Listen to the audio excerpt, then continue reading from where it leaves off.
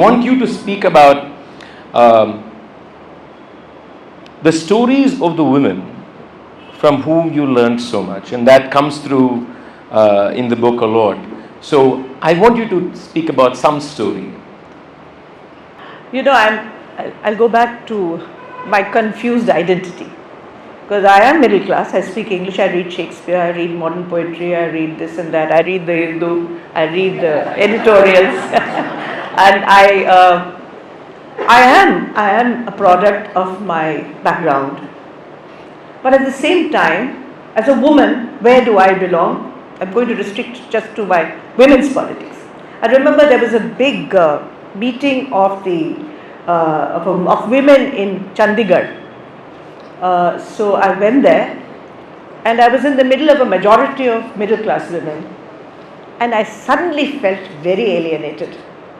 I felt I don't belong here. You know, I just don't belong here. I belong somewhere else.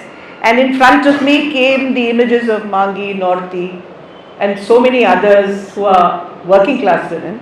And at that point, I decided that for me, my women's identity will be a women's working class identity. So I'm going to talk about how these women have affected me. The first thing they teach you is humility.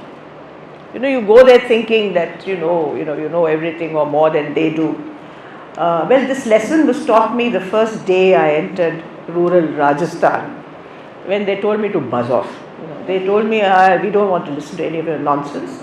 We don't want to join the IAS. We don't want to have a job, and we don't want to call our husbands by their first name. So buzz off. I was shocked. I thought, God, what will I do with these people? You know, I have to enter into conversation with them, and they won't enter into conversation with me. And they thought I was such a puny woman. They're big, strapping women, you know. So she looked down at me with arrogance and with distaste and then buzz off. So I said, now what?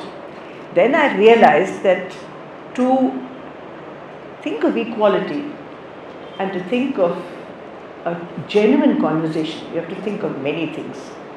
So you have to learn the language, you have to be there with them, you have to be there through thick and thin, through cultural ceremonies, through tough times, through ill health, and finally conversations happen.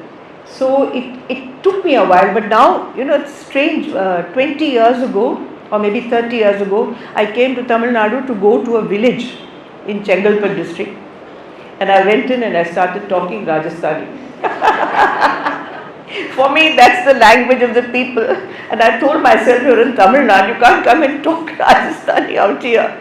So that's the kind of psychological makeup you need really for equality. And let me just talk about Naruti, because she's the most fated of them all. Naruti is a Dalit woman who comes from a leather community, very dignified human being, and very intelligent and very clear in what she wants to do.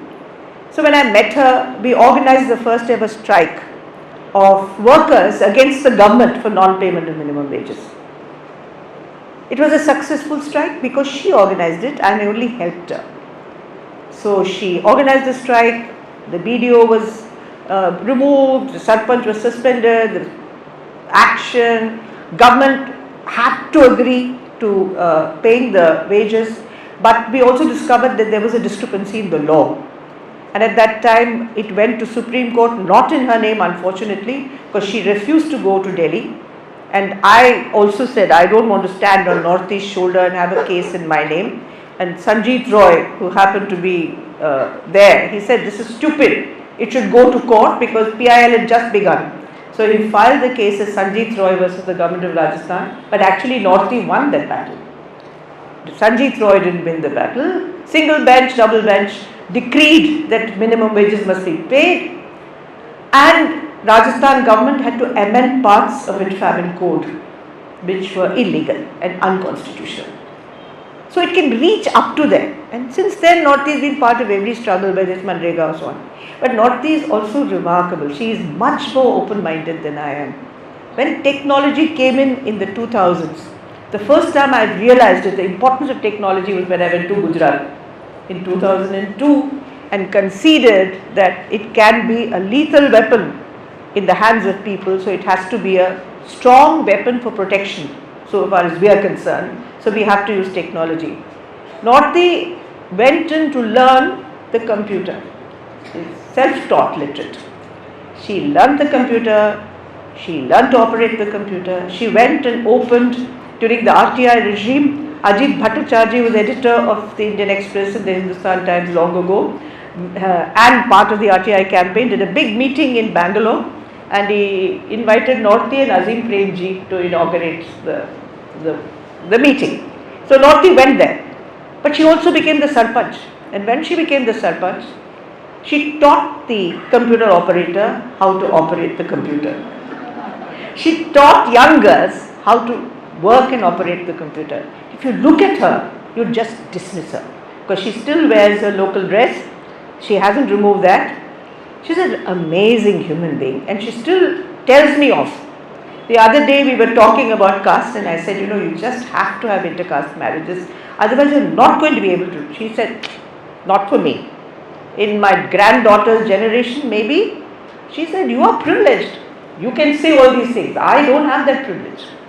If my granddaughter, my son or daughter gets married intercaste, I don't have the protections you have. I don't have the society you have which protects you. So let's shelve it. Of course, there should be no untouchability, I agree. But so far as intercaste marriages are concerned, I'm not with you. So I have to sit back then and think.